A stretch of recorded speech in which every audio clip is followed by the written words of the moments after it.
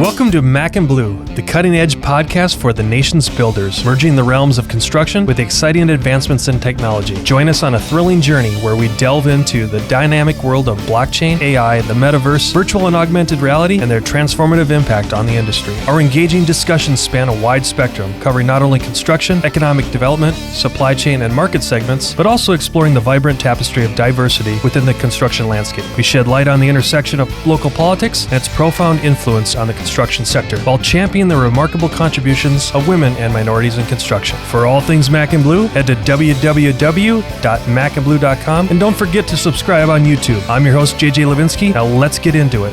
Hello, everyone. Welcome to another episode of Mac and Bleu. I'm your host, JJ Levinsky, CEO and co-founder of Blue Wave General Contracting. I'm fortunate enough to have Carlos Murrieta, who is the co-founder and principal of Merge Architectural Group, on today. Not only that, but he's also the current AIA president of Arizona. If I get that, if I got that. Phoenix Metro. Oh, come on. Arizona sounds better. We're going to give him more title than he deserves. Thank you. A little bit of background. Carlos was born in Sonora, Mexico. Also grew up in Mexico City. Probably speaks about 10 languages, knowing him. And great story. Went to college at Monterrey, which is even a gringo like me knows that that's a very esteemed architectural school. A lot of smart people I've met come out of that. And has been in the Valley for a number of years. Mm-hmm. But we'll get into all that fun stuff. But just wanted to get Carlos on as another representation or another conversation around architecture. And we'll go into all sorts of fun stuff today. But welcome, Carlos. Thank you. Thank you for having me here, JJ. Okay, so set the tone so the audience gets a little bit of background. Because it is kind of a cool story. Talk about growing up in Mexico and all the... Because I do want to get into the Mexico City thing, because there's a lot of things in architecture on density that is both, I think, good and controversial in your space right now as far as density planning. We'll go down that path. Mm-hmm. But talk about that upbringing from your childhood to all the way through to Monterrey. Okay. So it was an interesting story. You know, I was born in Sonora, Mexico, in a place called Guaymas. You know, a lot of people know like San Carlos and Sonora, so close by. And then after living there for, probably like a couple of months or 3 months, my parents decided to move to Mexico City. And, I grew up basically all my childhood in Mexico City. I mean, all I can tell and remember is I was living in, a building, probably like, 7th floor, and, being able to look through the windows and see all of these vehicles and other buildings and, a lot of things happening. And it always sparked my curiosity of, just knowing who built this thing or why is this in here. At the time, I was more worried about when can I go and ride my bicycle outside, and go play. Like every kid, yeah. That's right, yeah. Not knowing. Did you have a big family? We are a family of 5, so yes, 3 brothers, mom and dad, and yeah. So it was always, that question about, okay, why am I up here, on this building, and not being able to go down.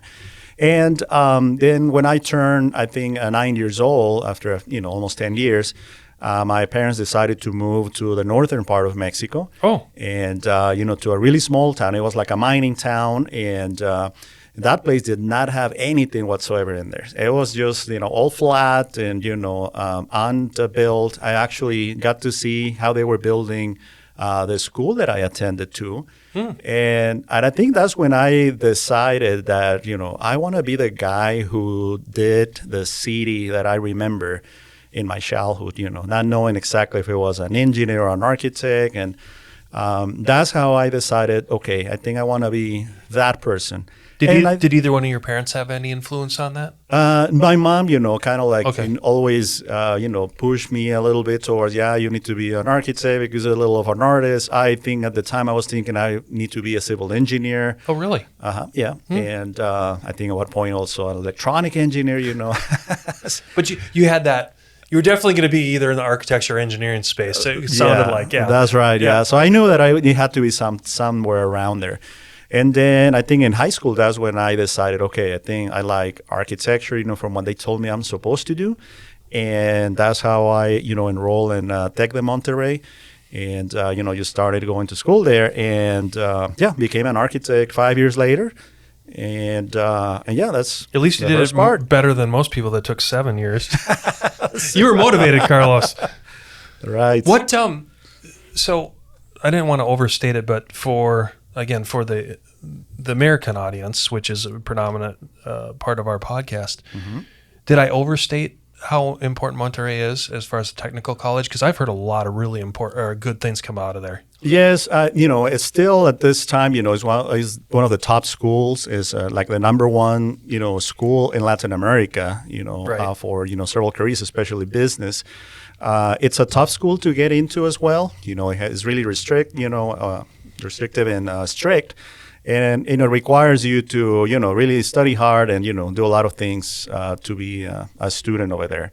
It's also more of a business-oriented school. Oh, it is. I didn't know that. Yeah, so it's technical, but also business-oriented. The slogan at the time, it was like they were creating the leaders of the tomorrow. Okay. And they push really hard on that. Actually, as a student, I used to complain that, hey, like I want to learn about architecture, not business. Today, I'm grateful that I learned a lot of business, which, becomes handy.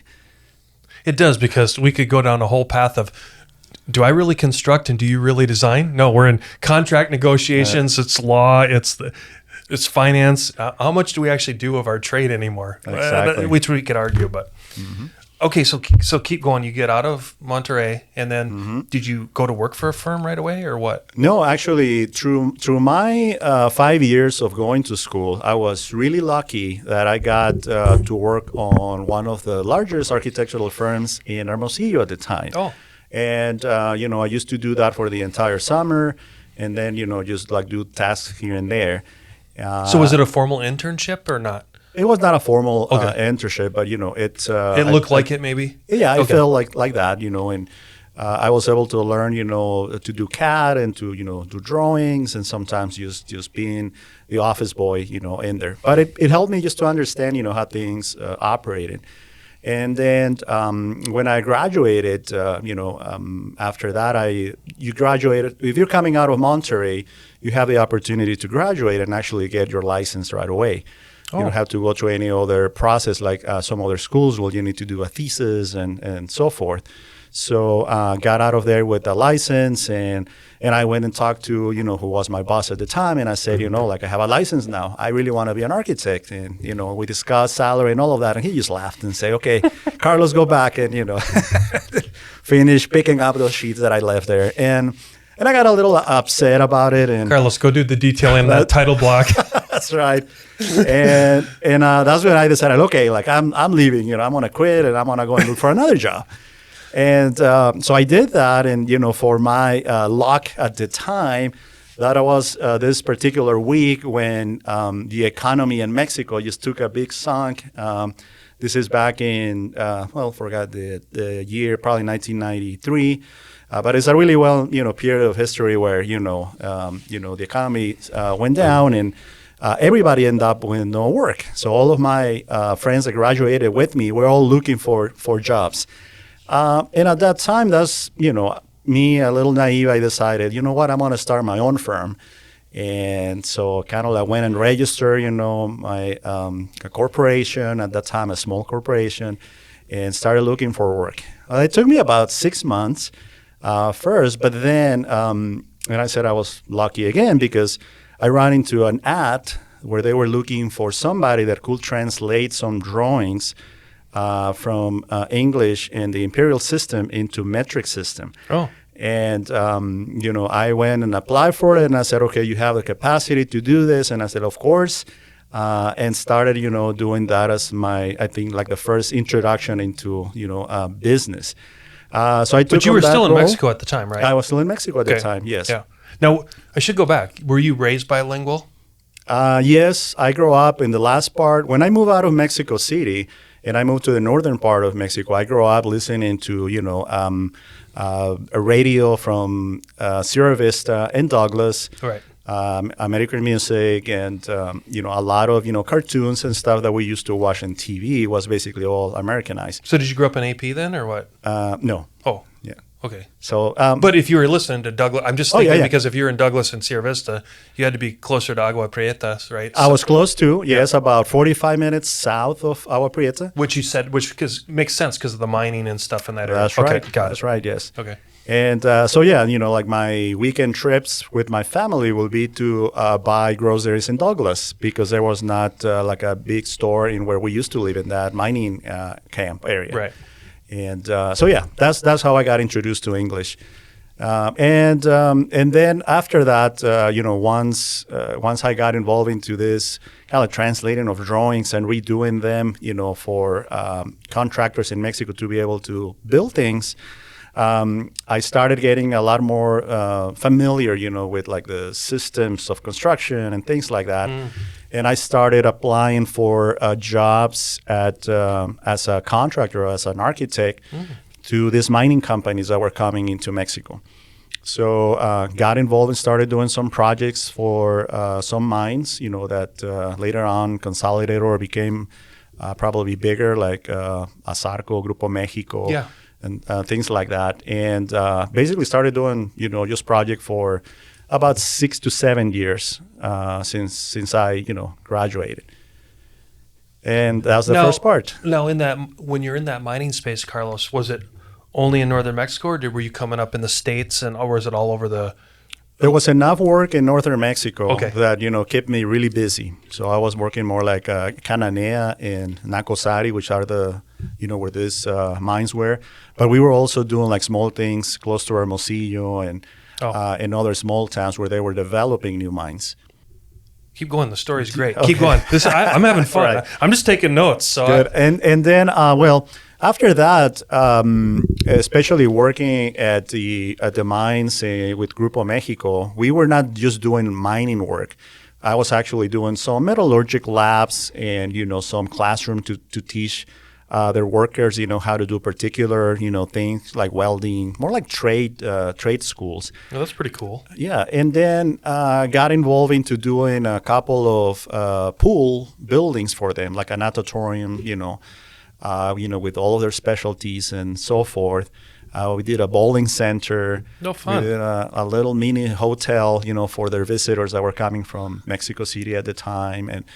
And I started becoming more, I guess, interested in those kinds of projects. For me, those were like really out of the ordinary projects. Yeah. And they were not even related to mining. So I started, just pursuing what can I do to try to find ways to get projects in the U.S. and maybe start doing those projects in Mexico with a Mexican firm. So I started exploring that, for probably it took me like a year before I realized that the only way to make that happen will be if I will come here and start working for someone and basically learn, all of the skills and everything, to make it happen. Really? Yes. So did you come here or to Tucson, or what was the... I came straight to Phoenix. Okay. I remember just reading an architectural record at the time, which I used to get that magazine even in Mexico. Yeah. Yes. Us old guys that remember magazines. All you young people. Yeah, they don't exist. Know. Yeah, that's right. That's right. Actually, I remember that and ENR. You remember the old engineering news records? Yes. I used to just go through that. I love the stories. Absolutely. Yeah. Sorry, Carlos, keep going. No, but I remember reading there that, like if you were an architect, or the magazine had an article, really interesting one about, like if you're an architect, the place to be right now, because of all of this architecture is developing, it's Phoenix, Arizona. And I thought, my God, that's, super close to me. Like I can drive over there right now. So I started, I did a few trips, for exploration. And I used to come here just for like buying things, it's right. A common thing for people from Hermosillo. To go and do shopping here. Yeah, and back then the border was no big deal. Absolutely, yeah. Right. It was easy to go across and everything. And I started just, looking into, the firms, what they were doing, and just doing a little research. At the time, probably websites and all of that were not that, available. So they will show like little information. And it wasn't until, I made contact with another friend that he said, I'm already in Phoenix and I'm working for an architectural firm. And it kind of gave me a little idea of what I will need to do. Okay. And that's how I, started looking for an opportunity. And I ended up, just working for a first firm here in the Valley. And basically I got, through all of the process of getting a working visa and all of that. And I remember that in my mind, I was here only for a year. I always thought I can be there for a year. I can learn everything that I need to know, and after a year, I will know everything. So I can. How'd that go for you? Oh, not really. I'm still learning here. Just for the record, Carlos now knows everything. That's right. 15 years later, or no, 25 years later. So like a year went super fast. Let me tell you, and we all experienced that. Yeah. And after a year, I decided I don't know anything, so I need to probably stay a little longer. And I put in my goals that I will be here for another 2 more. So a total of 3 years. And then at that time, I hopefully will be able to go back and continue what I started in Mexico. Hey, if I can interrupt, back then, because that was was that still in the 90s, Carlos? That was 2001. Okay, so I was thinking late 90s. Okay, so not too far off. What was it like then on the working visas? Was it easy, difficult? I think the audience would like to know just what was that process like? It was a really unknown process. And elaborate. And when I say unknown, it's like today we have like these TN visas that are super fast to get. You can get a worker here with you in 3 weeks. At the time, the process took 6 months. Really? And yes, and the visas at the time were the H-1B. Yep. And those H-1B visas are visas that some artists, musicians, used to get to be able to come and work here in the U.S. But the process was really tedious and slow. So I was lucky that the employer at the time, they hired somebody previous to me from Guadalajara in Mexico, and they kind of knew the process. So by the time I went to talk to them, they just told me when to see this lawyer, and they will tell you what to do. It took, I think at that time there was a premium process that we're just starting. Where you will pay extra and they will expedite, the visa. And I went through that process. So it took, a little less time, probably 3 months. And at that time, I was able just to come and work. But it was a really, I guess, a process that was a lot slower than what I expected. Because, you come here and you expect that next week I'm going to be working. And it turns out it took 3 months just to, get going. So, and sorry to take that tangent, but I think people always want to know, how have things changed over the years? Yes, that's keep going. This is a great story. So now, you finally land here. Then what happens? And then, like I said, I started working and just getting familiar with all of the different processes. What about the licensure? I learned that, in a shocking way to come here and just basically, I remember that I was asked, so what is going to be your title on your business card? And I said, well, architect, yeah. Of course, And they said, we can't call you architect here. It's like, well, why not? I have a degree in architecture. I have my license. It's like, well, yeah, that's not valid here. You will have to get a license here if you want to be called an architect. So I think I was called senior drafter or something like that, which it was... a little painful. Kind of kick in the nuts. Yeah, that's right. Going to school all that time, getting your license, and then being called a drafter. Okay, great. But I think that encouraged me to say, look, I'm going to get my license because, this is not. So there was no reciprocity? No. At the time, this is funny because at the time I went to, basically check what do I need to do. And they gave me the option and said, well, you've been out of school with your license. That was a good thing because I got my license right out of school.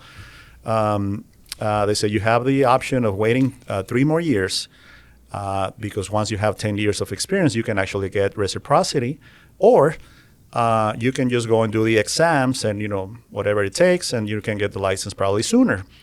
And of course, I decided, of course, I can do the exams right away. I'll do that and I'll be done. Well, it took me about 3 years to get my exams done.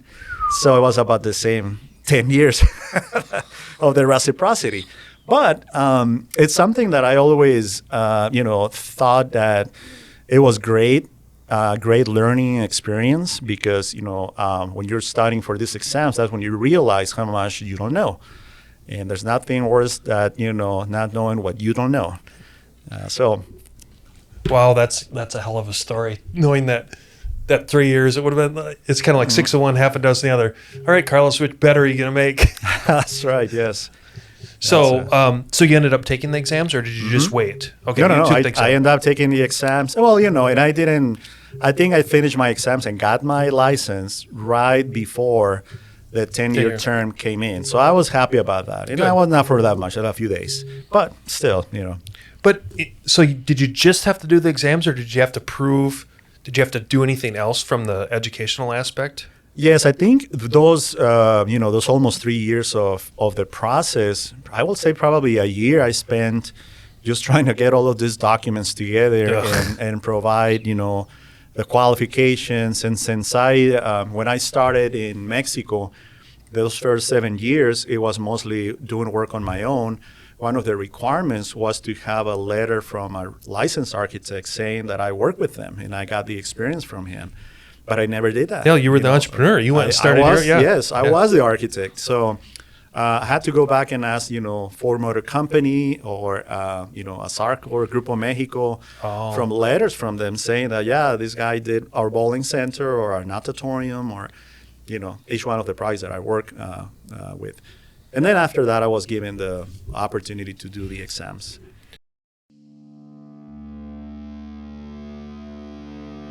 There comes a time when dreams become a reality, when you see your vision materialize into a true work of art.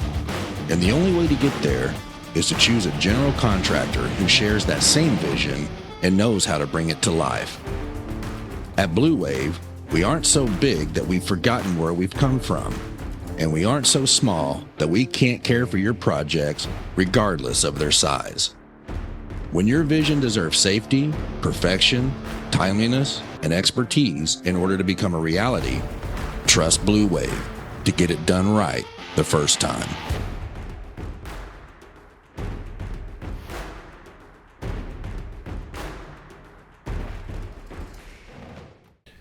In today's day and age, has that changed? So in other words, if you wanted to hire someone from Monterrey now, would it be the same process, or has it changed? It has changed. Now we have this the TN visas, and this is with the original NAFTA agreement. That was one of those things that came kind of like later in the game after the NAFTA agreement was signed, and that allows workers from Canada and Mexico to come and work with a more simple process. It's almost basically you need an offer, from a firm. Got it. With that offer, you go to the consulate and then you fill some paperwork, demonstrate that you have an actual professional license. That's one of the requirements. And with that, you can just come and start working here. Thanks for explaining that, because I think a lot of people want to know how that works. I know we've had, I don't know if you saw it, we had Glenn Williamson on, who's a huge advocate, as far as the Canadian-Mexico, all the mining and everything that they do with the money and the investments that they bring down from all their capital and mining. So I love all these data points, how they interconnect in the true global, society or the global economy we work in. Okay, so let's hit fast forward a little bit. So you finally get to the States, you're working here, and maybe give us just a Reader's Digest version of what happened between then and when you finally started your merge.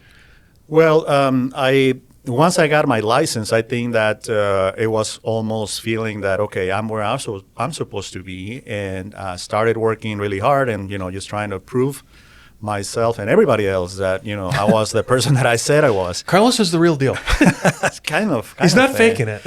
Yes. And I always felt that, that I needed to prove more than the normal thing. And I think that helped me give you drive. Grow. Yeah. Helped me grow and learn more. And I started advancing in the firm that I was and, became an associate, almost right after I got my license. And then, I was told that, you need to start bringing your own clients and, to go to the next level. And I worked really hard and, started building some networking and start bringing work to the firm and became a partner of the firm. And then, after a few years, I realized, that my dream was always, just to run my own firm. And the only reason, because you can run a firm in different ways, as a partner or individually, the reason for that is because I wanted to explore different kinds of projects. That's how I originally, came here. I didn't want it to just be doing schools or just be doing auditoriums. I wanted to be able to provide my design abilities in different fields. Do you think, Carlos, that was, and I've met you before, but just hearing you and listening to the story, do you think it's as much as just your DNA, or also, I think that your story about when you were in Hermosillo, being exposed to all those different things, to me that had a definite impact on you. Was that correct? Yes, definitely. Yeah. I think this is a big part of my thought process, and I think some of the training also in school, it's more about teaching you how to solve problems, design problems, and there's always that challenge. And I respect just being like an expert in your field. And if you're doing a school, you can just do it 100 times and you become an expert. But there's also that curiosity of wanting to know what the challenge is to do a different kind of building. And I was a little more pulled into trying to do that. So then, was it? I can't remember. What year was it that you started Merge with? I started with Clarisa. Merge in end of 2011, beginning of 2012. And it was also coming out of the recession. It was still a little tough, I would imagine. It was still a little tough, And I think, I lived that when I graduated from school. Just coming out of college and don't have anything to do. It was no big deal for you, right? And I think in that recession era, there was also too that same feeling that I had at that time. It's like no matter what, the worst thing that can happen is that I will remain unemployed. Yeah. Or not doing much. So I thought that if I'm gonna do it, probably this is the best time. And at the time, I was planning to do this myself on my own. Okay. And but I remember discussing with who's my partner now, with Clarisa, and basically telling her that I want to start just my own thing. And how did you two meet then?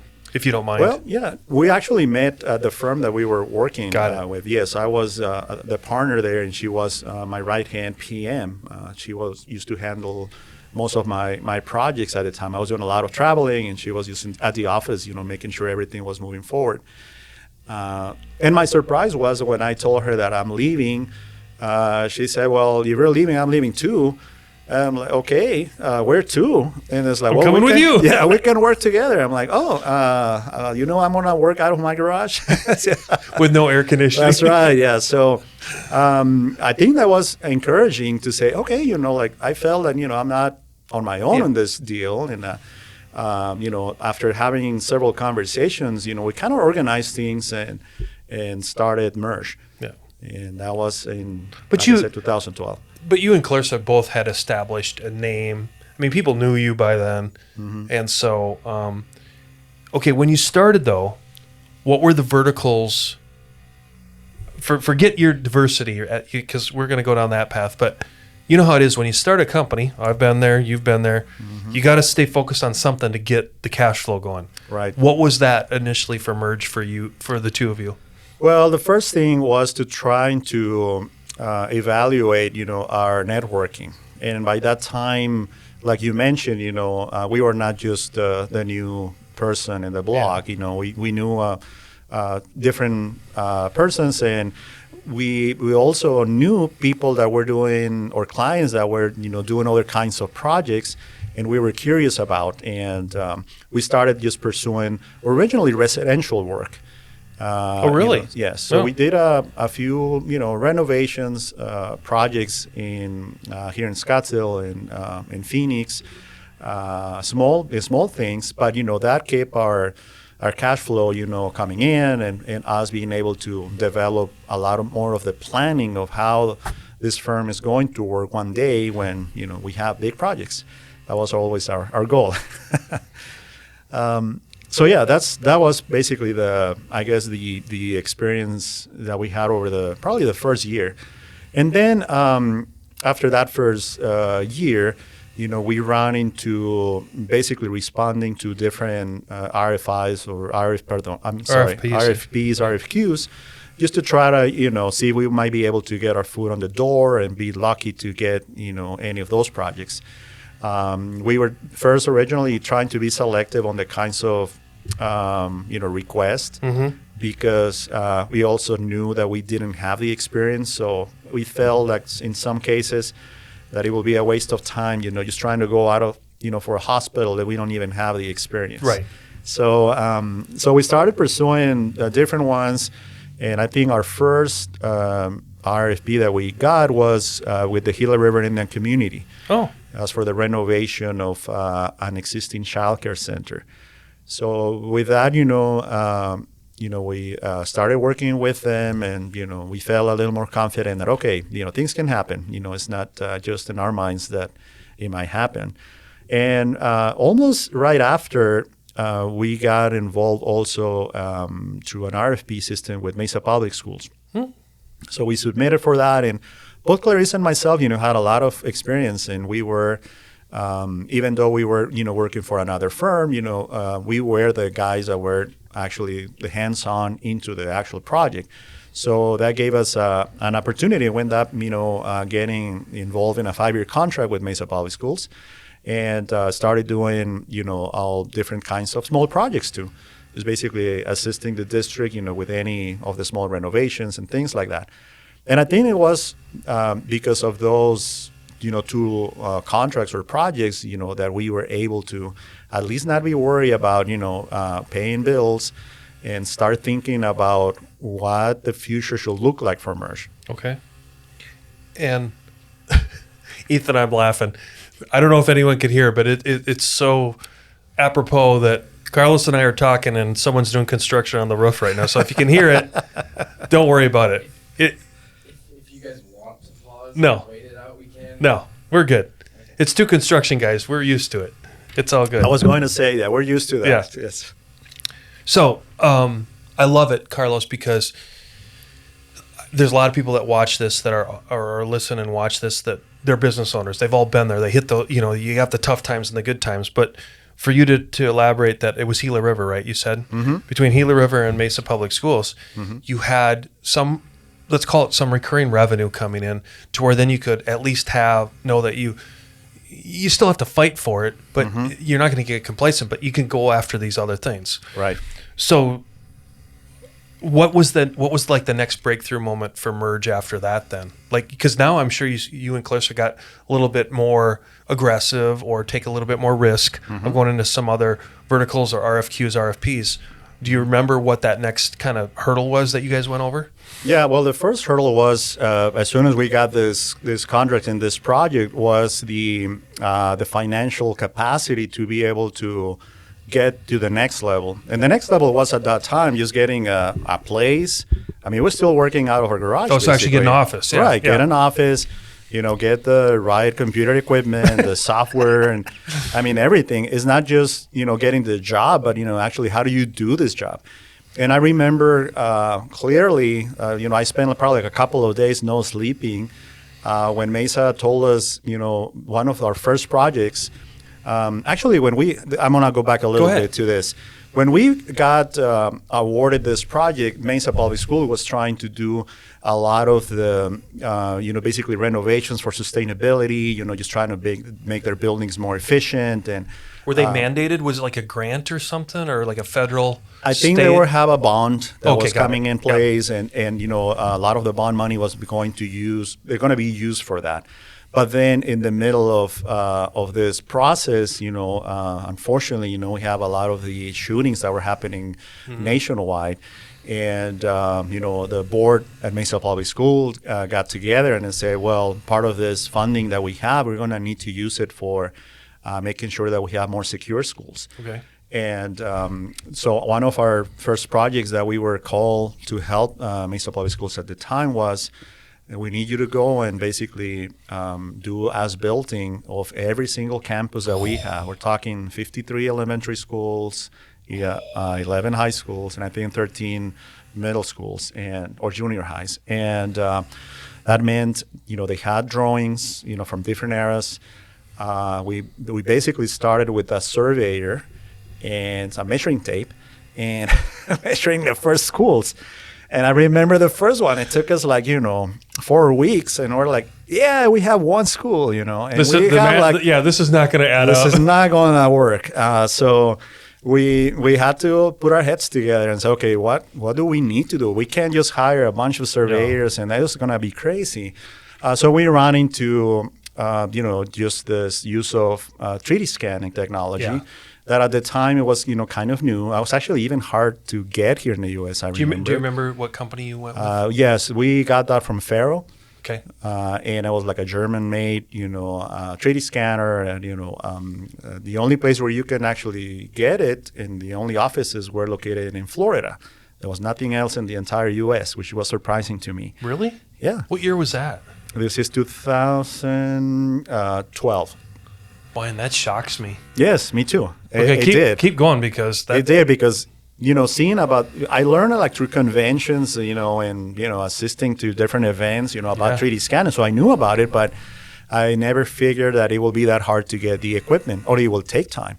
So we finally discussed with that team from Faro and said, this is what we want to do. This is what we need to do. We need to get all of the buildings the way they are, and we need to redo drawings. And can we do this fast enough? We have 6 months to complete all of this, and we already burned 1 month just trying.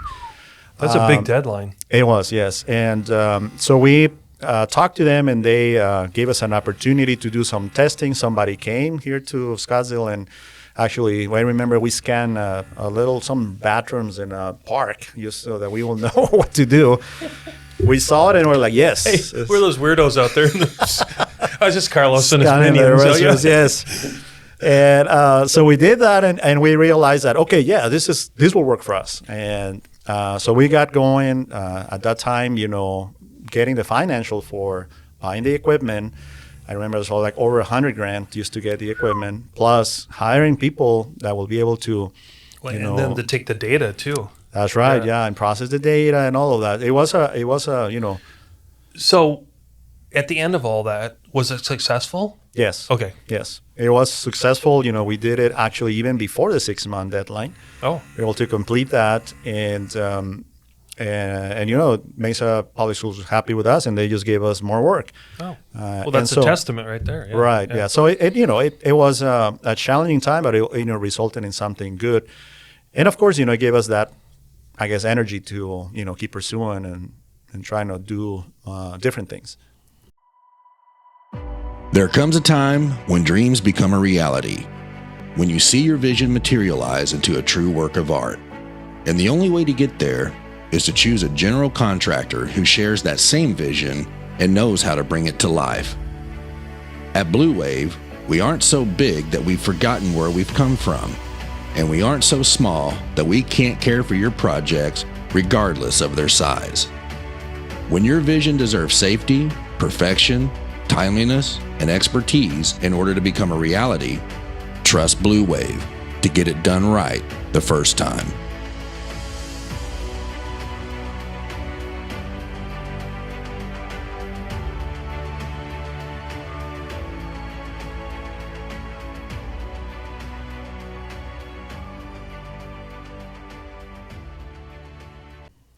Let's take a tangent because I want to be aware of time. By the way, thank you so much. It's a wonderful story up till now. I'm sure we could spend 2 more hours on all the cool stuff. Let's talk about your recent appointment to AIA. Mm-hmm. What that means to you. It's a peer group. I'm sure, I'm sure you had to politic a little bit, but I'm sure you had a lot of your friends and colleagues saying, Carlos, we want you to be our leader. Mm-hmm. What has that meant to you, and what does it represent? Well, I think it's a really important time in my career, and the time that I'm getting appointed. He's not 28, by the way. That's right. That's right. He may be 29, but it's been a few years. Yeah. But the AIA was, I think, one of the first places that when I was pursuing work, that's one of the first places that I stopped by to see if they might give me some guidance. And, they were friendly enough to say, yeah, this is what you need to do. This is where you need to go. And, years later, I always got involved in trying to do, like learning and participating in different ways. So, I like to be a volunteer. So I volunteer a lot of times to, just do different activities, either with, kids at schools or I volunteer for other programs. And, that always kind of like resonated in my mind that, their support and the education and all of those things were important for my career development. And years after, just because of my volunteering and involvement, I ended up, being selected to represent the young architects in Arizona. This is back actually when I was starting MERS in 2012. So I was, sent to D.C. to represent Arizona, and basically it was this like a week session for leaders trying to define, how architecture for new professionals was going to work in the following, 7 years. So it was a lot of, working together with people from every other state of the nation. And after that, I just came back like energized about it, and wanting to participate more and, just be really respectful about, what AIA, represents as an institution. Then after that, we concentrated a lot into trying to get MERS going, but never left, that AIA part, in terms of, continuing with education and participation. And it was. Did you serve in any boards or any? You know what I'm asking? Like, I'm talking at that point. Right. Before that, I think this is in 2017. I was told by some of the AIA, staff members that there was a new, I guess, group that was trying to be created here in Arizona. And this was the National Organization of Minority Architects, NOMA. Oh. And they were looking for people who might be able to support them and, help them out and actually, try to establish a chapter. Because NOMA is a national thing, and there was no chapter here in Arizona.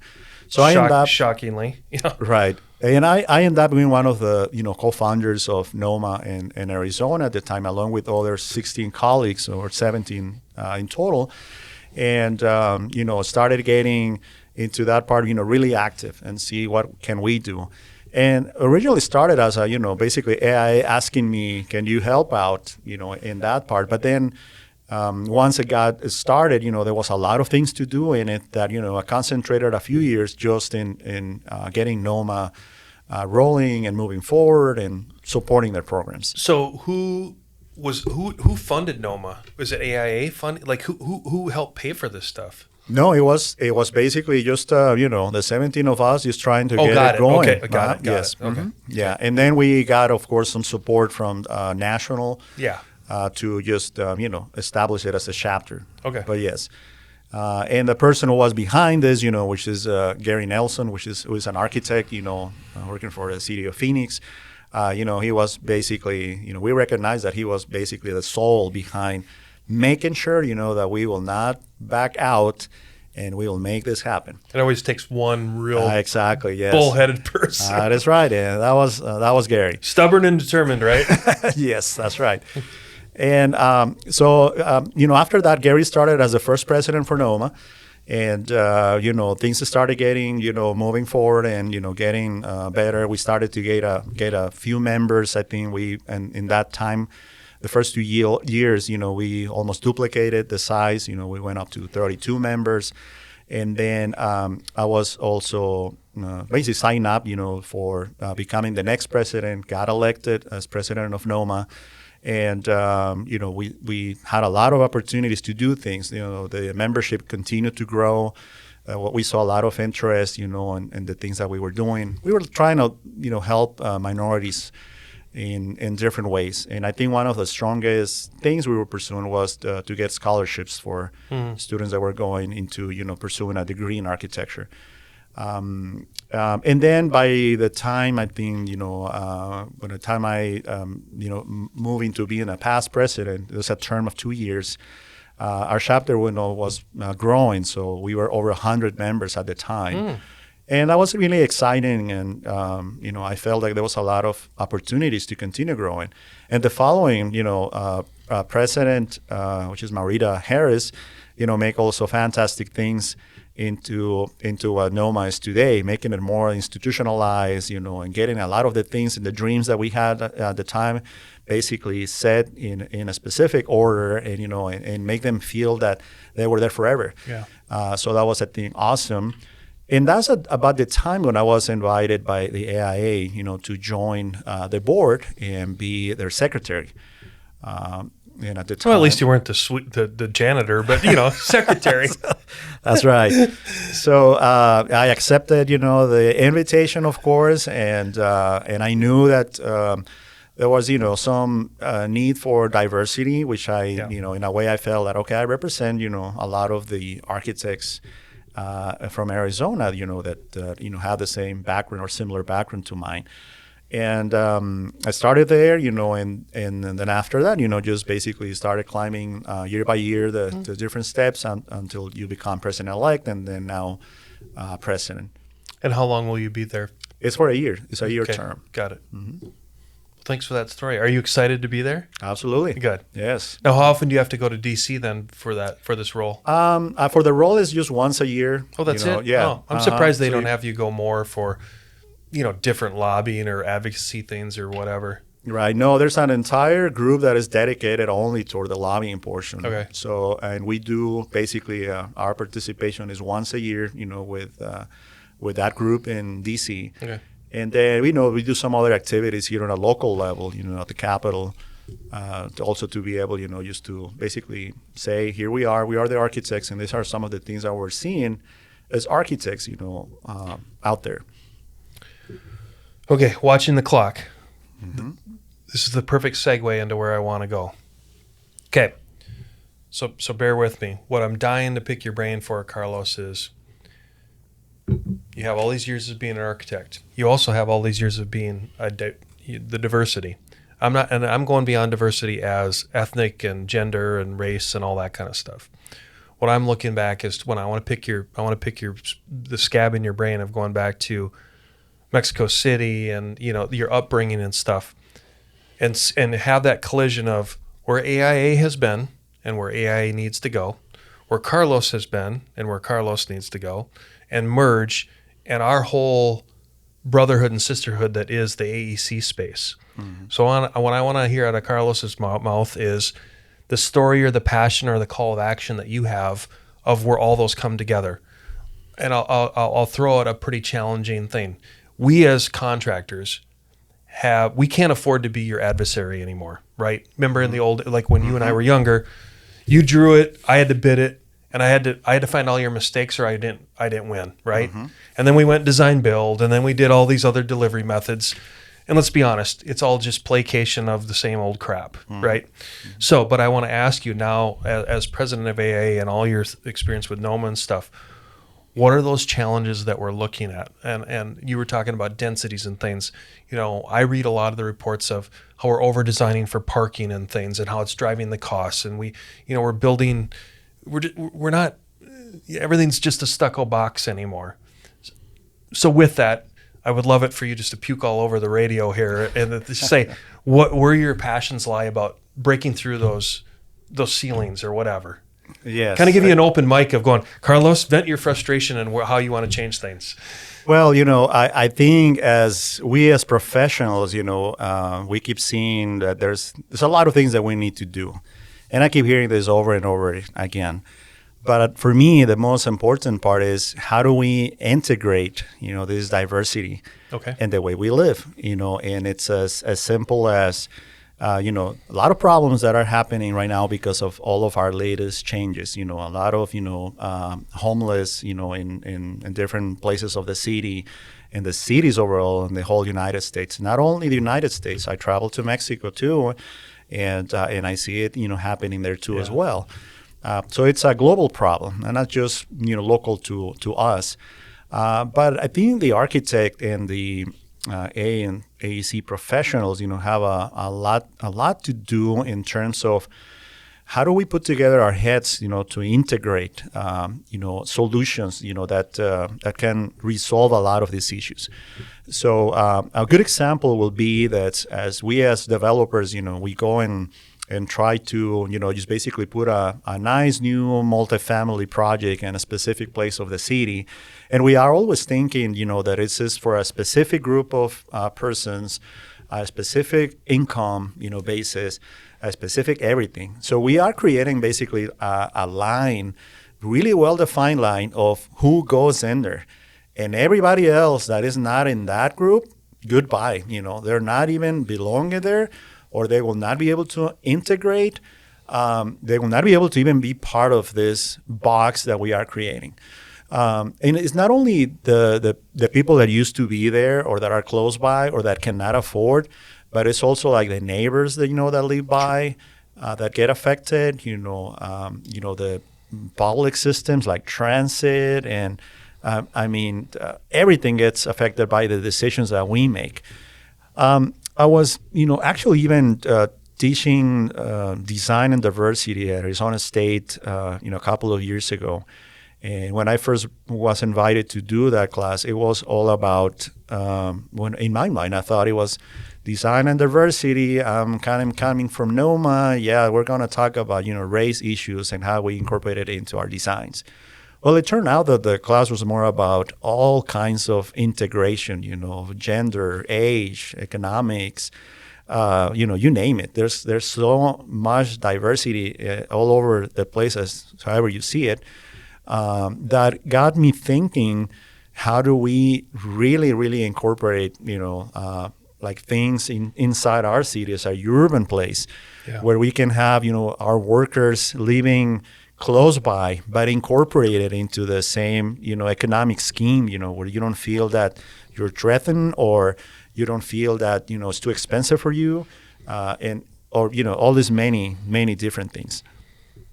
So there's a lot of creativity, I think, that we need to explore, and solutions that we need to create. I will say that probably the first starting point will be on the housing arena.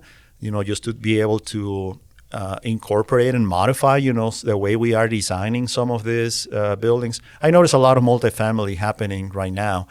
But there's also other types of, single residential or other types of housing that can be basically more mixed in terms of, the type of groups that you bring in and how they interact, with each other. Yeah, just not so homogenous in those areas. That's right. It's kind of make it into like compartmentalized. Areas. And you see it all across the city and the cities in the United States. You see the well-funded developers and the people that have their crap together. You see them going down this path. They don't pretend to have all the answers, but they're willing to put their money where their mouth is and take some risks. Mm-hmm. There's been some people on here I can think of, like Keith Melton with, that group, and. So what they're going to do over, on the far west side, it'll be interesting, because we better figure it out, or we're gonna create a bunch of asset classes that are going to basically just flounder. That's right. Yes, that's right. And that's the part that we probably don't see, that clear right now. But we are creating that issue, and we're making it worse if we're not incorporating. We're just basically separating more. What can you think, Carlos, of anything? I'm trying to think for the audience's sake. Is there a story or a project that you can think of that maybe Merge did or you did recently that helped? It may not have solved all of this perfectly, but maybe integrated some of that diversity. Is there anything you can share? Well, I think that a lot of our projects, or the way we engage in a lot of these projects, and I want to be clear, that we do a lot of work for, the Native American communities. We do, some work for the Hispanic community, and, a lot of minority work. And we also do, the universities and some other, different kinds of projects. But one that, comes to my attention is, and then we had an opportunity to explore this pretty well, was the Gila River Community Centers in District 3 in Sacaton. That's a project. It's a large project, mostly and specifically made for all the community members. It was basically almost like a small scale exercise of what happens in a real city and on a larger scale. When we first started, getting together to talk about what this project was going to be, I think I started asking probably not the questions that we typically expect. I didn't went to go and ask so you're saying how many. So pardon me to interrupt. Are you saying the programming was completely different?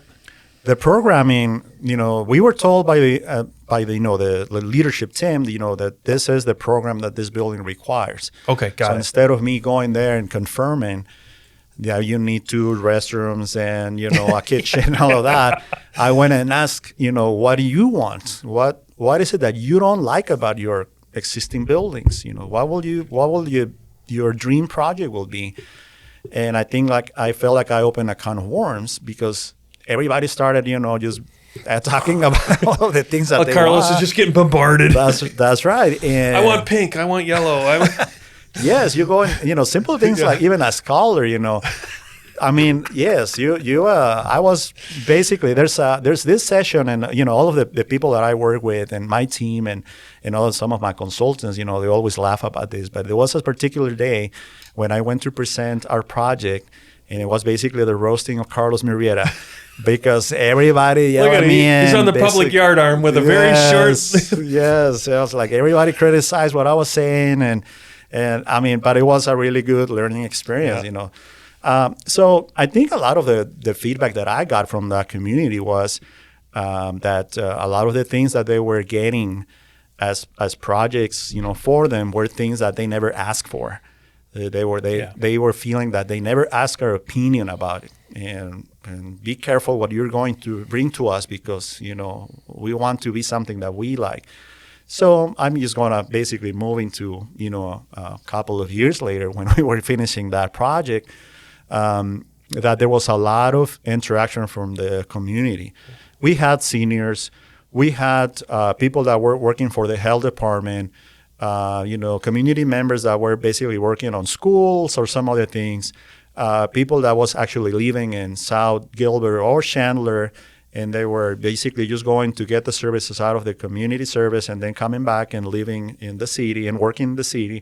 So there was a mix, again, even though it was the Gila River Indian community, there was a mix of different groups of people that were going to be benefit by this new building.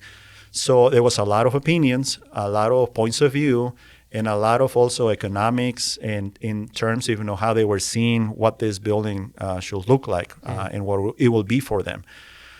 So part of the solution, was having a lot of interaction. I remember we were scheduled to have 6 meetings with them. And we ended up having 18 meetings. I thought you were going to say 60. Yes. I felt like that. But nothing like raising it to the 10x, right? Right. But a lot of this feedback was amazing, like the elders, were just talking about the culture and how the heritage, they were just looking at that heritage and the storytelling and all of that is fading away out of their culture. And all these new younger generations basically trying to imitate the culture from the TV and the other communities and try to bring them in and forget about their ancestry. So there was a lot of interesting topics, but I guess the part that I remember and this is when I felt that I think we did a good job in this project was when we went with some people from NOMA and AIA to do a tour of the facility. Facility was already, completed, and I remember one of the stakeholders, a lady that, she was during the entire process of the project doing this. She was going to be part of that tour. She was basically going to open all of the doors and unlock every place so that we can see everything. And she took the role of basically being the tour guide. I didn't have to talk. But she knew like every single piece and part of the project. And when she was explaining about the project, she was just saying, this is what we designed here, and this is, what we wanted here, and this is, what represents our culture. And I mean, it felt very uplifting for you, I would Yes, imagine. absolutely. Yeah. I felt like, okay, they embrace, the final result and they're taking as their own. And explaining, how they decided. They never said Carlos decided or Carlos's team, or it was them. And I think, that was a reflection of, I think there was that goal of, them having a place that they wanted was obtained. Going back to the original question, how does this applies to, say a new development in South Phoenix or North Phoenix? How do we apply the same principles? That's a tough one because getting a lot of minds, to agree on certain things, it's a tough one. I think, and again, I'm just being aware of our time left, but I think you did a great job of explaining that, because I don't have the answers, but what I'm experienced in, Carlos, and maybe you can attest to this, is that let's say with the Native Americans, they're allowed to do it because they have more freedom. It's theirs, and I think that the key here is having that private-public overlap and using testimonials and examples to where it can go back and forth, right? So let's say, in this case, it's almost more, I don't mean to bundle it, but let's say that with the Native Americans, it might have more of a public appearance and sector to it.